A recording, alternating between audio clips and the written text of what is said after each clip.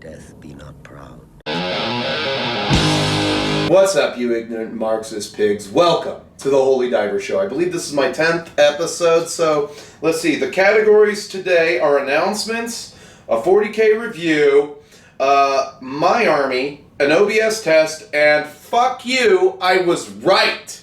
That is where I predicted the future, and then it turned into reality.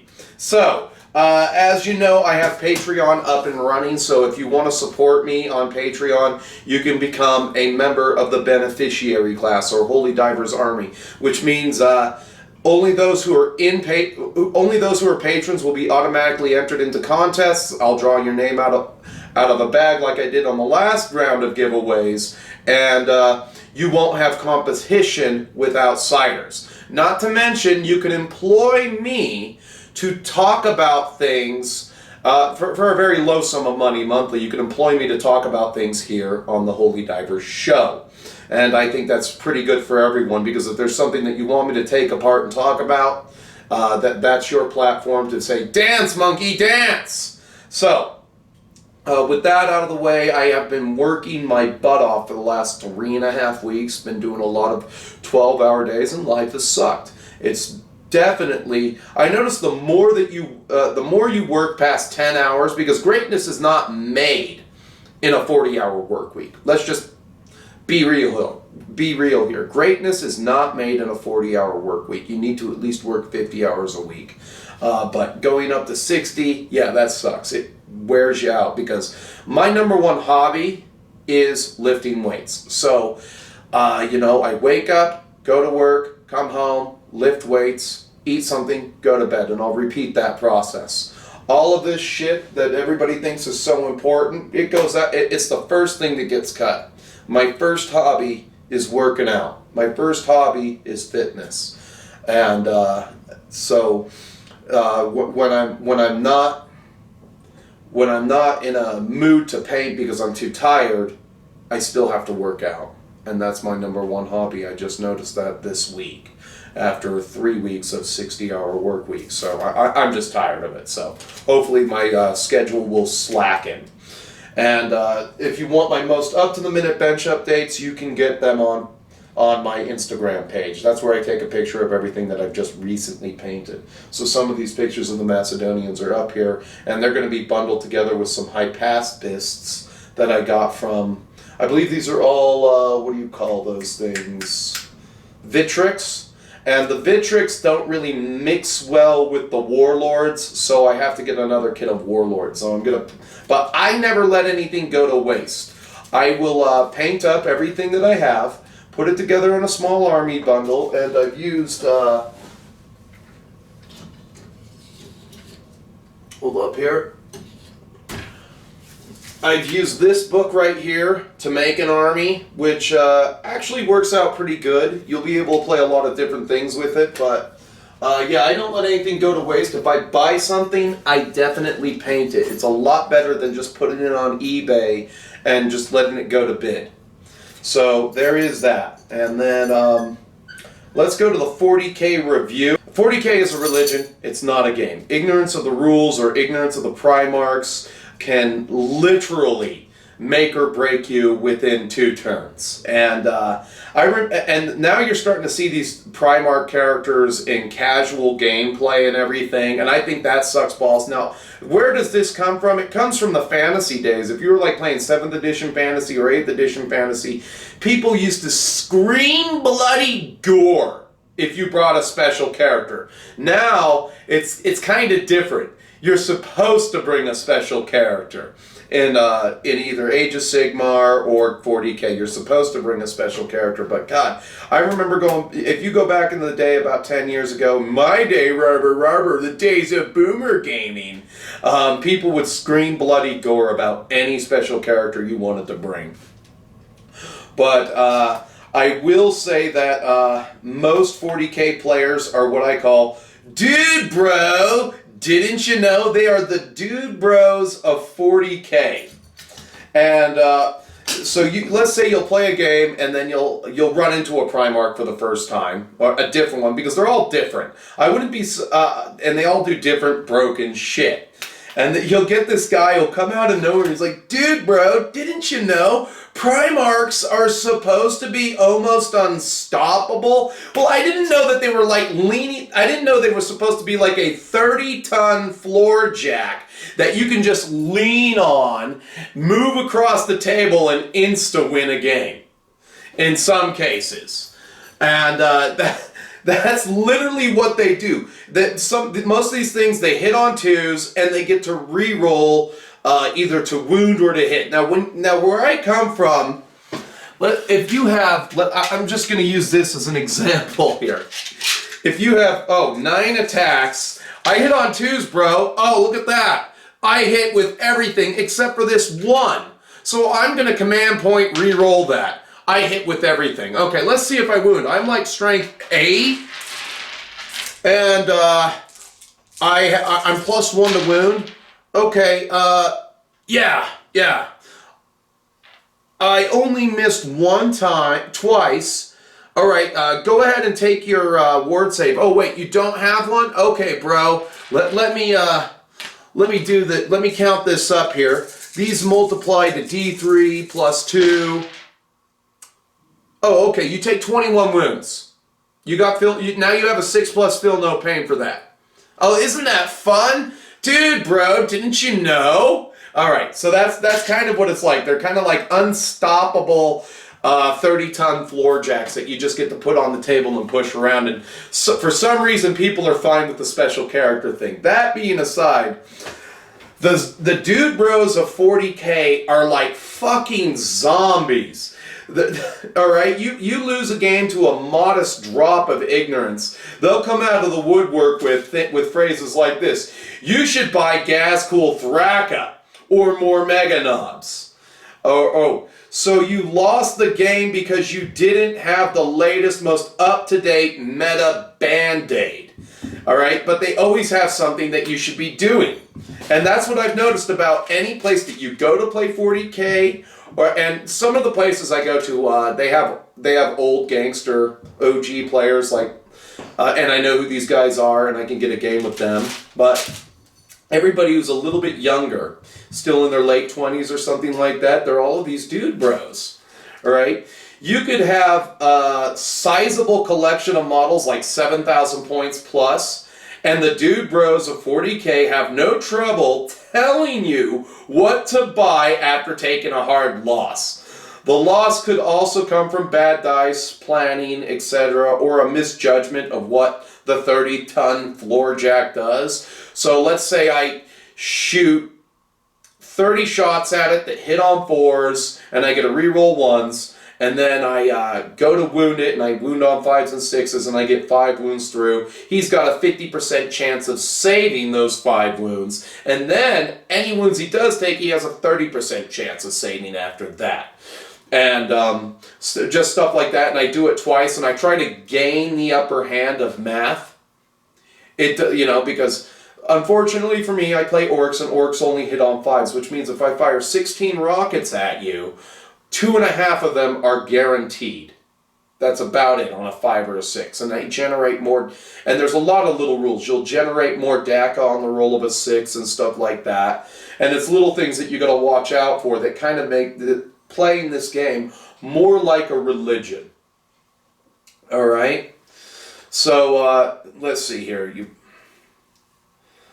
Okay, but the dude bros, they are also telling you what to buy. So 40K isn't a game where you can just buy a collection of models anymore and participate. You can, but you'll be quickly thinking, why the fuck did I get into this when you're taking these hard losses? There was a guy who bought a whole bunch of shit at a store with the dickhead.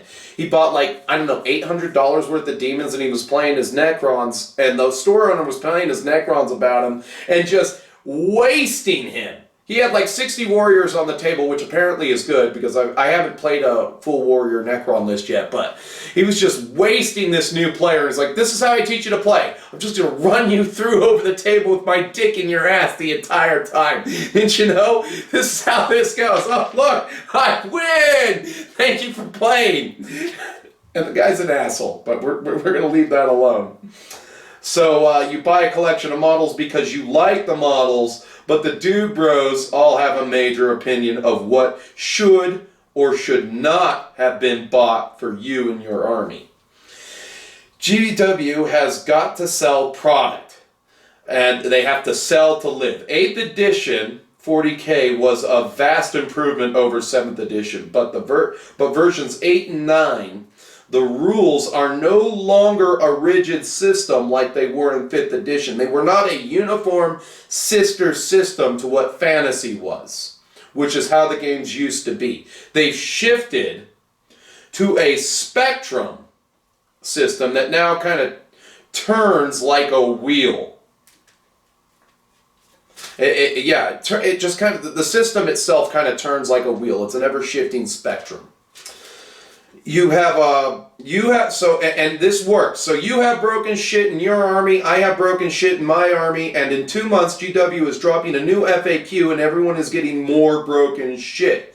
So you had better study up. I give kudos to Games Workshop for the broken shit system. It works. That's why Hordes kind of took off as a game. Back in my day of boomer gaming, Hordes was fun because it was the game of monstrous miniatures combat. Not the game of, I have a shit ton of infantry and one monster. I don't even know how the game is played anymore, but it was founded on that principle of, I have broken shit and you have broken shit. And in 6 months, Privateer is dropping a new FAQ and some new rules, and everybody's getting more broken shit.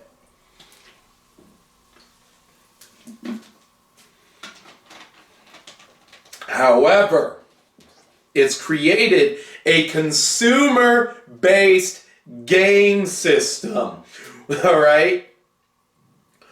Where all the dude bros of 40K are in a race to get the latest broken shit.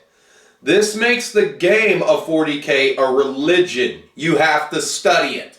And that's kind of where I find fault with the game. You have to study it. You contrast to historical wargaming or retro fantasy gaming. Hail Caesar is a war game based on casual play, ideal for a dabbler like myself. Okay, I'm more of an obsessed historical player, but I dabble in 40K. I've owned different armies over the years, but the primary army I've always owned is orcs. All right, so I'm what you call a dabbler in 40K, a taster of the game, if you will. So if I'm playing Hail Caesar, a Roman legionary is still a Roman legionary 3 weeks later. A hoplite is still a hoplite. Ideal for casual games because it's not going to change. I know what I get when I come back to the game.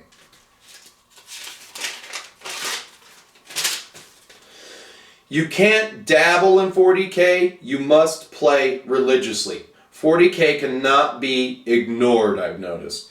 If you come back 3 weeks later, your list, or worse yet, your whole 2,000 point collection of models could be FAQ'd into irrelevance. And you've just spent $800, and let's say you went past 2,000 points. You got 2,100 points of solid choices to choose from.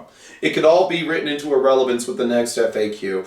Or you can totally be written into irrelevance when everybody jumps on the GW bandwagon and buys the new box set, and everybody's playing those armies, and those armies have an innate ability to be slightly better because they were the new release. So, your army has just gotten totally limp-wristed because of the GW choices that you were handed there after the release hit. My friends are always changing lists, buying new armies, and I will not touch the subject of people who write their lists on the spot before the game or tailor before the game, because that's way too big of a subject matter for this discussion. So we're going to because there are people, it's like I asked my friend, should I just keep a manila folder with me and about 5,000 points of an army with me at all times so I can play casually with you guys. What should I do? Should I just have a big, okay, I am fighting Necrons today. Let me get out my Necron safe list. Oh, I am fighting Black Templars. Let me get out my Black Templars list. Is that how you want me to play? And again, like I said, the game has to be studied. You either take... I'll play the same goddamn list every single time because I've got all the toys, and if I feel like playing something else, I can go and just get some of my toys out of storage. Most people who are new to this system do not have that advantage. And most people who are consumers, they do not have that advantage either. They're like, my list sucks. It's like everybody who plays 40K could have jetpacks, and they all fly around on the latest jetpacks, but the moment somebody shows up with a gold-plated jetpack, they're just like, fuck, everything I've got is shit. What the fuck, a gold-plated jetpack? Why don't I have one? And everybody goes back to the store and buys a whole bunch of new shit. So, now let's go back to historical games where a legionnaire is still a legionnaire, all right? Systems for historical gaming and models for historical gaming for historical gaming are only going to get better. I think the future of model production is literally Reaper Bones Black. I love those models, and if I had bleep you amounts of time, I would paint a crap ton of those models because I would like to buy some and just have them as mantelpieces because they're a really solid constructed unicast or sometimes two-piece model. And, you go back to historicals, a French knight is always a French knight, and he is never FAQ'd into a relevance. All right? So, I like bikers, and bikers have never been relevant since 6th edition. I've always liked bikers or knobs on bikes. They haven't been... these guys suck. They can hit really hard, like really, really, really hard, but I've got to get that first charge off on you, and I have to make sure that my entire unit attacks because you're going to get to pay a command point to intervene and attack back. So whole unit's got to charge, and then if my knobs don't finish you, it'll be up to my war boss, and anything that comes through the fight with the knobs will be crippled at least, because orcs still excel in close combat. They can be a very deceptive army. They give you things to shoot with, but they can still cut your ballistic skill up to a 6, so now I hit you on 6s, and again, like out of 16 dice, I only have 2.5 guaranteed hits, which generate 2 more shots, but, what are you going to do? And the dude bros will be like, didn't you know? Nah, bikers suck, bro. Dude, bro, didn't you know? But they are zombies. They are like the NPCs for this entire game. Now, my group is a little different, though they are a bunch of GW horny toads who can't get enough of the shiny stuff. But with them, I either play religiously or I get fucked up after 3 weeks when I come back because I like to sit at this table a lot more than play games. That's where I get my bread and butter from the hobby, is sitting at my painting table. So to conclude, the game of 40K, the system itself is a 4 out of 5 system with a very arcadey style of gameplay that is very easy to play, that you can come right into. But if you don't keep up on what the shifts are in the meta or how people are tweaking their lists and ever constantly trying to improve their lists, it can be a very painful experience. And that spectrum turns like a wheel. And the dude bros of 40K give you classic phrases like, didn't you know, you should buy, you just don't have this in your army, A, B, and C suck. You should have taken X and Y and A, didn't you know? Relegating the entire experience of dabbling in 40K to a 1 out of 5. And that is my opinion on 40K. I hope this helps you.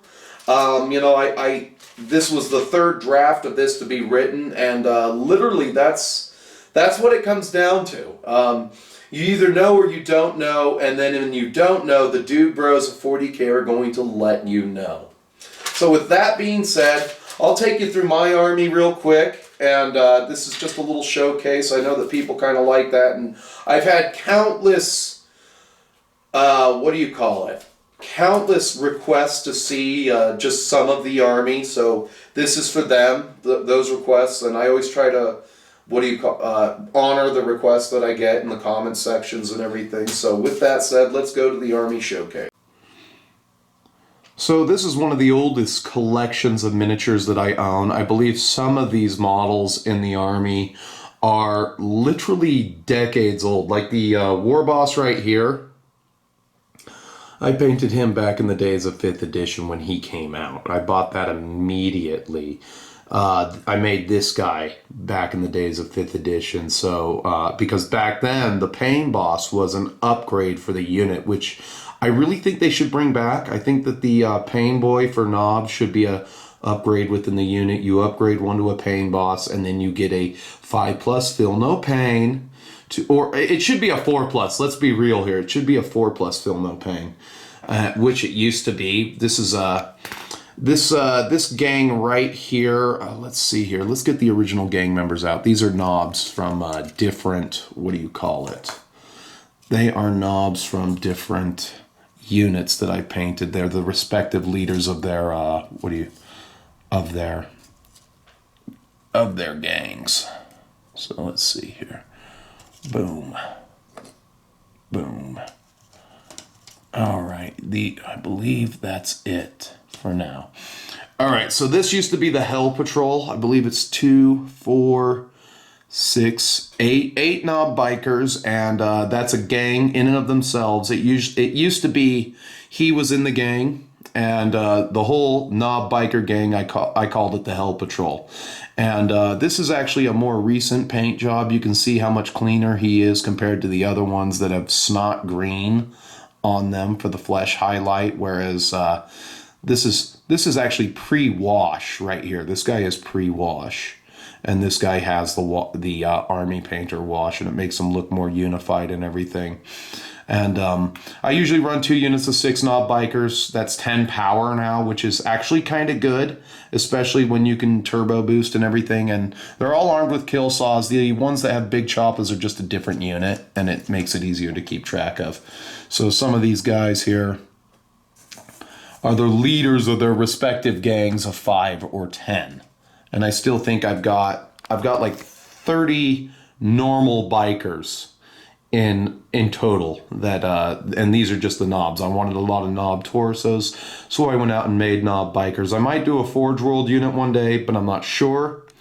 Other than that War Boss, decades old. These guys are a little more recent. I think I painted these guys when I moved into the new house, the mega knobs here.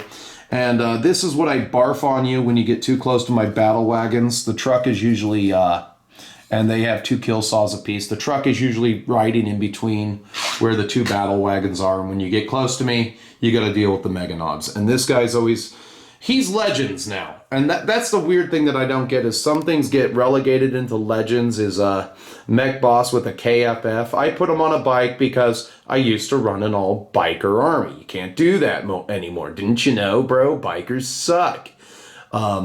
Mostly because a bike itself is 27 points, and that is way too expensive for what you get with an orc. I mean, if he was 27 points and he had a 4+ cover save against all shooting regardless, yeah, I could see the 27 points, making them a little bit tougher to take down, and then you have a 4+ armor save, and then you give them the 6+ Feel No Pain. That gives you a little bit of a survivability, but bikers are just glass tigers now. They just hit hard, and then the moment they get hit, they die immediately by anything. They can get sneezed on by a Primarch and they just die. But dude, bro, didn't you know they're supposed to be tough? And then over here, we got the flash kits. There's actually 2 different units. You got the steel guns, and then you got the lucky blue guns over there, but I usually put them in one battle wagon. That's a really good weapon against a lot of things. People should not bring looters. They should bring flash kits. Only drawback to them is that they are 16 power, and that is expensive, but their guns are really good. They hit on 4s, they reroll their 1s in the first shots, and if you have to, you can assault people with knob stats, and that makes them that makes them average out really well. They won't defeat a squad of Marines, but they could inflict a lot of pain if you don't make your saves. But I like the flash kits. I like the mega knobs. I'm going to actually be getting, now that I've sold a section of my 40k army, I'm going to be getting about 12 more. I want 18 mega knobs in total. And one of them is going to be the big mech with the KFF walking around. But over here, we got one of my favorites. We got my tank busters. I've got 3 bomb squigs. I used to have, I run 3 gangs, 3 different gangs. There were the bushwhackers, the, what do you call it? Nasty Boys, and the, Team Demolition. The blue guys were Team Demolition. Some of these guys right here, the older ones, I have a gang of them. These are the old metal tank busters with the melt-a-bombs. They were the bushwhackers, and that one up there, that plastic one over there, some of those right here, he comes from a different gang. I'm running a big squad of these guys. You can have up to 16, I think. And that is he's one of the Team Demolition guys, or the Nasty Boys. I don't remember which. I think blue was Team Demolition, the Bushwhackers, and then the Nasty Boys. And then over here you have the Buzzcocks gang, and they were the Death Copters. Those things are actually really good.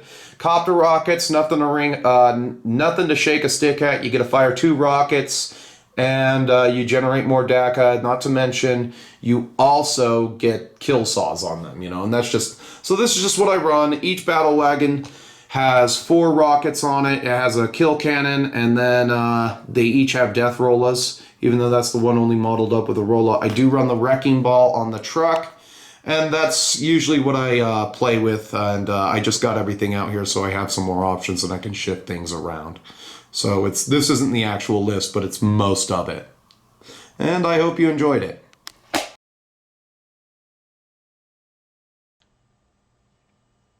So I'm just going to put this in as a segment to the show. I have fucked around with this setup for 2 hours. Yes, I see you. You see me. I'm a handsome guy. I know. It's just, even under lighting, it doesn't change. I'm an 8. 8s stay like 8s until we get way too old. In any case, I've been fucking around with this setup. I just got like a $100 Logi 1080p. You should be able to see me. I've got a shit ton of light coming from this direction. So I don't know if it's the lighting, I don't know if it's the camera itself, and I don't know if I'm gonna have to bite the bullet and spend the $300 on the part that I need to from the Sony Handycam, because I know that will capture really good footage, but it won't stream, or it won't work into the OBS. So I'm trying to work out something into the interface. Boomers and children have figured this out, and I can't. I've been sitting here, it's like, so if I wanted to paint, you're not going to see what I'm doing. You can see where the brush is going, but you can't really make out the miniature. I've moved this all the way around, and I don't know. So if you have any suggestions for me, put it in the comments section below. Maybe we can figure it out together. But that was my attempt at an OBS test for the new platform that I want to be doing, where I'm going to be showing you how I handle my daily workload when I do get to paint. Thanks, Guy. Now, how many of you believe that being overweight or morbidly obese is caused by a genetic predisposition? Show of hands. Well, you're wrong. They're fat, lazy slobs who won't take responsibility for themselves. Now, let's go! So do you remember when I said that COVID restrictions were Nazi-esque, totalitarian bullshit restrictions that we never should have been forced on our citizens in the first place, and that they're only going to get worse? Well, and that you said I was a conspiracy theory nut job when I said you're gonna need 3 things to be out in the street. You're gonna need your mask. Well, now you need 2 of them. Not to mention the gold star of David. We're gonna make it 4 things now. Now you need your papers. They're gonna need COVID vaccine passports. To which all I gotta say is, fuck you, I was right, fuck you, I was right, fuck you, I was right, fuck you, I was right. So now let me get this straight. New York is gonna be unfolding the COVID vaccine passports, which means you have to have proof of vaccination. And I heard it's like to get into certain venues and shit like Madison Square Garden, or just to show up without being quarantined when you go to the goddamn cities. But isn't this the same fucking city that put a bunch of old folks in with COVID positive patients, and then a bunch of gammies and gampas died, and we're not jailing this piece of shit wop dago douchebag named Cuomo for doing it? He killed Gammy and nobody cares. He's just this, oh well, he's a cool dago douchebag from New York, and he knows more than you. He knows more than you, so we're going to give him the pass, even though he's being investigated for sexual harassment, and nobody's bringing the hammer of Me Too down on this guy. They're just like, it's okay. It's water under the bridge. Well, I just think it's kind of hilarious how that you give the government an inch, and the government should never be in charge of your personal safety. If you can't take care of you, kill yourself. Rid us of your fucking stupidity. I mean that in the worst possible way. I am so sick of this fucking attitude. What I can't do for myself, the government should do for me. If you can't quarantine yourself because you're an old person at risk, kill yourself. Just don't, or better yet, stay home and have your groceries and your prescriptions delivered until this thing blows over or whatever. But it's just like, I am picturing like the future when millennials are in old folks' homes and they're preaching all this anti-white hatred, not to the immigrants we have now, but to the immigrants, the migrant bleeping children that we have. I want you to picture the cheapest, shittiest government food being served to you, not to mention the most Spartan, bare minimum care system, because it's all going to be government. Because most millennials are broke. Most of them are broke. It's all going to be government. And they're going to serve you government food. And instead of arts and crafts, it's all going to be done by the internet. You know, they're going to have like, I don't know, Mexican orderlies bring you up Cheetos so you can jerk off and watch porn and eat Cheetos. So it'll just basically be a move out of your parents' basement into an old folks' home. That is going to be the shittiest experience. And you're going to just be sitting there like, my biscuits. Somebody stole my biscuits. And Pop was going to be like, yeah, whatever. Get in the shower for delousing. And that's really where this country is going. Now, I watched a video called Fat Doctor. And I saw this big, huge, limey piece of shit with 3 kids, a big fat wife, and a big fat brother explain to his doctor why he was morbidly obese. Well, I eat 12 bags of chips a day. And at that point, I was like, thank God this limey piece of shit is not on my tax dollars. We got enough like him in my country, but thank God this one isn't on my tax dollars. And he had to get gastric bypass. I mean, as if you need to be told in this day and age that eating 12 bags of chips is bad for you. But it's okay now because we've got COVID vaccine passports to make us feel safe. We need basic common sense shit done for us by the government. And it kind of makes my head hurt. In any case, fuck you, I was right. Fuck you, I was right. They got the COVID vaccine passports coming out in 11 days in New York. And if you still haven't killed yourself for living in that state, I'm sure the Muslims are planning another attack. That's all I gotta say, folks. Until I see you again, keep painting, keep playing, and stay metal, my friends. And remember, fuck you, I was right. Even you, puppy dog. Hey, you need to grow a sack!